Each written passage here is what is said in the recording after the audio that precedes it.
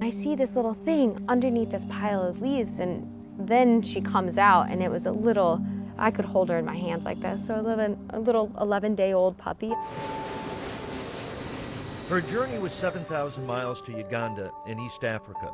Her village, Arua, was located in the northwest corner on the West Nile. You see every color of green you could ever imagine. My bus ride, which was about 10 hours to the capital, was through a game reserve, and you could see elephants, giraffes. There's coffee plantations everywhere, tea plantations. They have hikes. And then you come up to the north where it's much flatter, drier, windier, dustier, which is where I lived. At first, Mom was very nervous about the trip, but when she saw Uganda firsthand, she felt so much better. The people in Uganda are so welcoming, so warm. Her initial family that she stayed with, they took her in as a daughter, and they were just so opening their house to you. Everyone knows everyone. It was a very small little village. Of course, the villages are next to each other, so tightly packed that you don't really know when you cross the border of one to another. The people are beautiful. The culture is amazing because there's so many different microcultures. In this part of Africa, the people don't treat dogs and cats like we do. Cats are kept to keep away the rats or the mice. Dogs are only seen as guard dogs. So during the day, most of them are locked up in these small boxes, and then at nighttime before the family goes to bed, the man of the house will bring out the leftover scraps of food, and then they'll be out patrolling. And it's never really enough food, but sometimes it is, and the dogs are trained to be very aggressive in order to protect the house from thieves or whatever it may be. Kelsey's job was to teach many of the children in the village. I was a literacy specialist teaching reading and writing in English because Ugandans are very interested in learning English.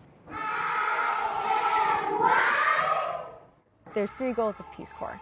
First one is to teach the technical training. The second goal of Peace Corps is to teach people in your community about Americans.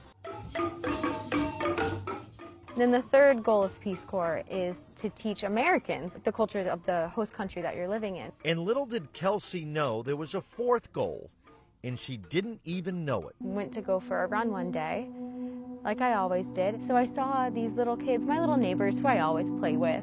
I see them throwing rocks. I stopped, I took my headphones out, I turn and I look and I realize that something is hiding under this pile of leaves. A little 11-day-old puppy, I think, without actually consciously thinking about it. Either I take action or she will die.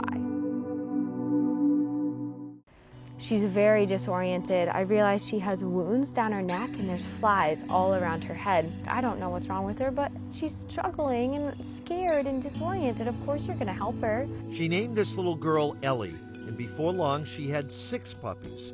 It was just horrible. Ellie I had had for about 2 days before, so she was recovering at a little bit faster rate than the other ones. There are no real vets for dogs in this area. Their livestock has much better vet care. They'll call a vet for their cows, or they'll call a vet if their chickens are sick. They treat their livelihood because those are worth money. Their care was 24 hours a day, fluids and milk to keep them alive. It was every 15 minutes. Unfortunately, 4 did not make it. Heartbreaking.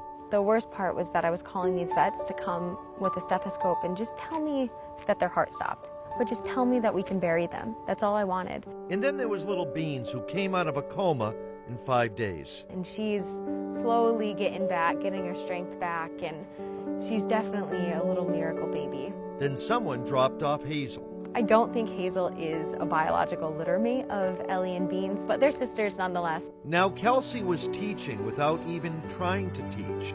A lot of my pupils and kids who weren't in school would just go and stand at the fence and just watch me. And then I'd hear them say, like, she's touching the dog. She's touching the dog. Ah, the dog is running. Because they had just never seen this before. Remember, in this village, they all fear dogs.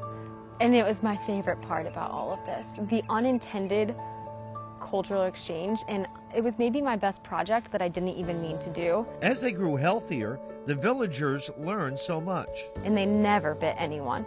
So if you love something, it will love you back. If you treat something well, it will love you back. Kelsey's 3 years in Uganda was coming to an end. Decisions had to be made, but not really. After this emotional experience, after everything that happened, it came down to there is no way I can leave these dogs.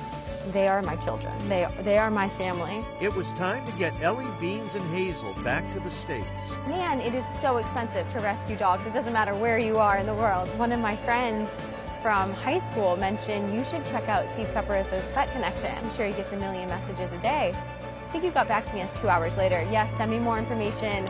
We'd love to help. And I sent you pictures. I think within 2 weeks, we had all of the funds. It was time to come home. A long 21-hour flight. We landed in JFK. I got my family all together. We're all ready. Felt like the world had just been lifted off my shoulders. I was like, girls, we are home. That must have been unbelievable, just trying to get them all back. They are almost a year old now. Ellie and Hazel are going with Kelsey to California. And Beans is a perfect match for her mom. And she fits right in. The other night they were all sitting around, just Beans with my other pets, and she just was there with them, and she's just going to fit in perfectly. She's got quite a personality. She's just so sweet and loving. I was just so amazed by how many people were so willing to help, and people who I didn't know and will never meet. Like, thank you so much, because this would have never happened. The smallest little bit of help all added up together can really move mountains.